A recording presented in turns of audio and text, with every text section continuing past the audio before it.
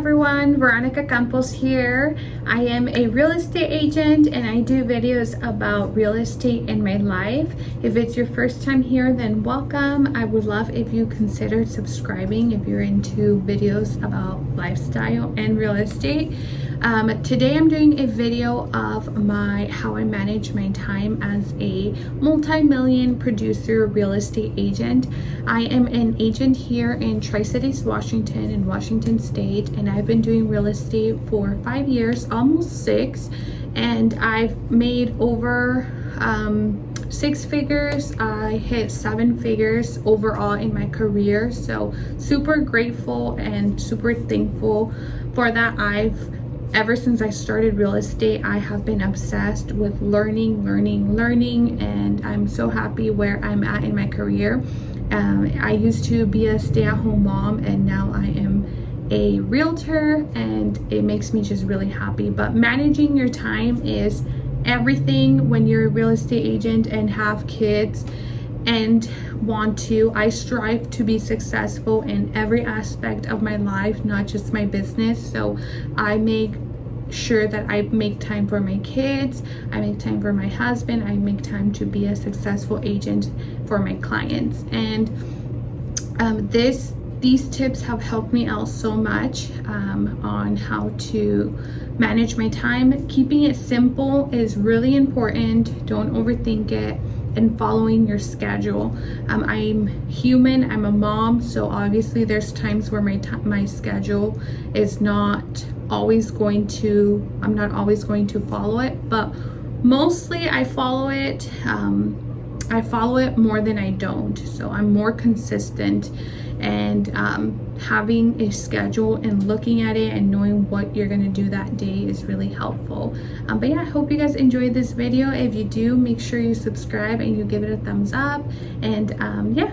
Okay, so how I do my calendar is every Sunday I sit down in my home and I write down in a piece of paper all the things that I need to do that week that will get closer to my goal. And also the things that I need to do no matter what, any kids activities I need to do. They do have gymnastics every week, so I cross that out. And also if I have any date nights, also if I have any appointments, I make sure I'm not double booking myself. Also, what else? Me time, if I need to go get my nails done, I add it in the calendar, or a fill for my lashes. And then I also look at my goals for the year and make sure that I'm doing activities that will get me where I want to be, like posting on YouTube, making my phone calls, making video content for social media for my business, scheduling open houses, things like that. Also making sure I'm booking appointments for my business.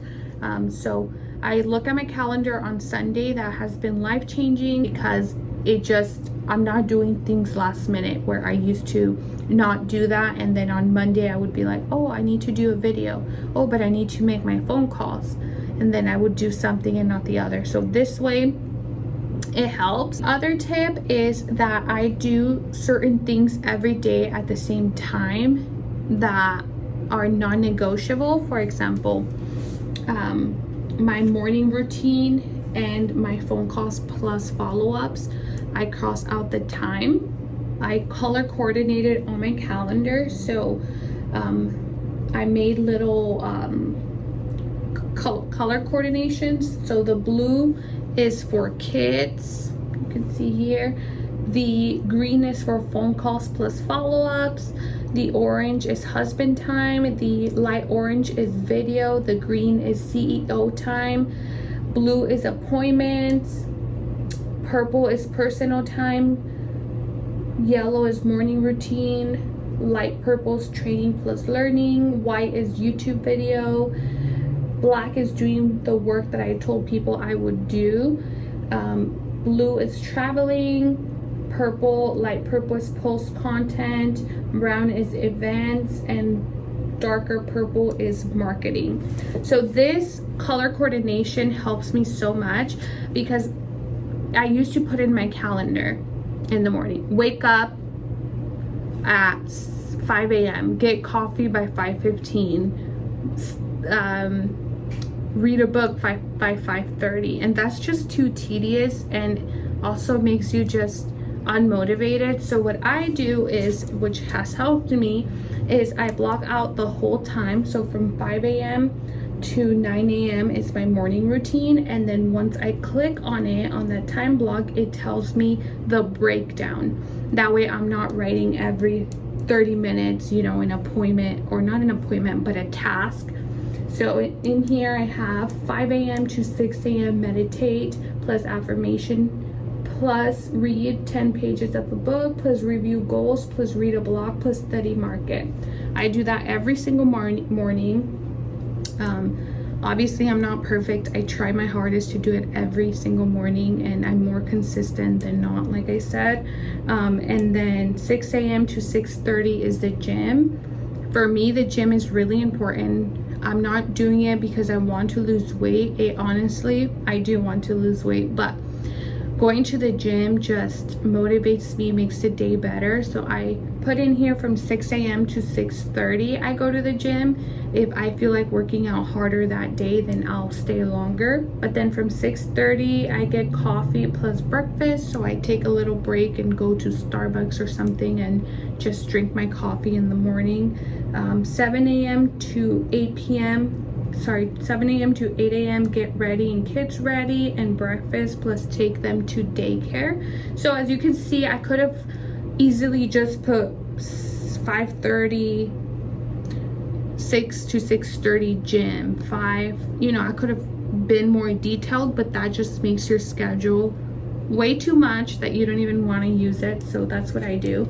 And then from 9 a.m. to 11 a.m. I do my phone calls plus follow-ups every single day. I make sure I do the most important things in the morning, and having those two things will just get me ready for the day, and the phone calls and follow-ups are like what keeps the business going. So I make sure to do that from 9 a.m. to 11 a.m. every morning except the weekends.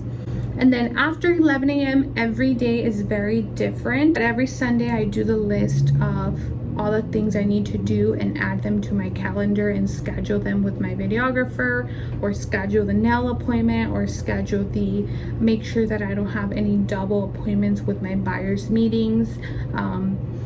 Normally I already have, by Sunday I already have the next week appointments, so I make sure that I'm working around those times. After 11 a.m. either I'm doing a video, or I am doing a buyer's meeting, a seller's meeting. I'm doing what, like if I told somebody I was gonna find something out, I'm working on that. I am doing a reel for social media, or I'm networking out with either past clients, referral partners, lenders, things like that. And then after 12 is when I make all my appointments. So if I have a buyer's meeting, a seller's meeting, is always going to be after 12. Even a lunch or a networking thing, it's always after 12, because I want to make sure that every morning I'm doing my business work first, and then I will, after 12, then I can go do whatever I want to do. But what does help is having your schedule and making it on Sundays so that you are aware of what you need to do, and I try very hard to follow that schedule. One thing I do that helps me out a lot as well is my videographer. We just automatically have appointments during the week that we set up automatically so that I don't have to think about it, and then I will set a time on when I need to sit down to write the videos, and it makes it so much easier. So I make sure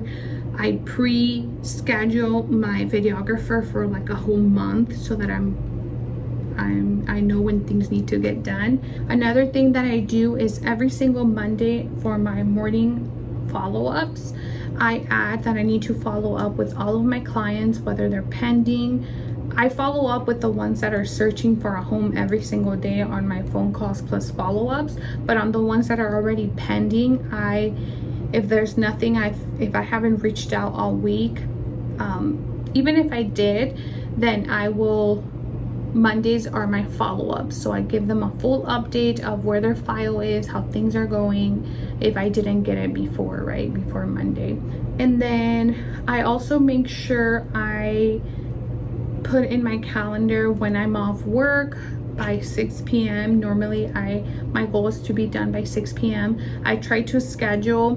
One thing I do, because I have kids, right? And one thing I do is I prefer to stay late during the week than have to work the weekends. So a lot of the times buyers say, oh, I don't work weekends, but I get off at 4 p.m.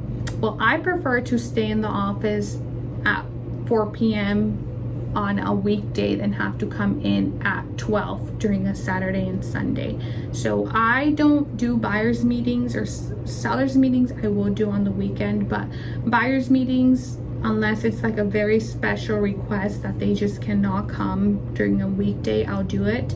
But most of the time it is during the evening after 12 weekdays. That's when my meetings happen. One thing I do is at the beginning of the year, I schedule my vacations. I also schedule when my events are going to happen, like my buyer's appreciation event, any other events, pop-bys that I'm gonna have for my clients. That way we don't have to think about it, and we're just my assistant and is just planning that.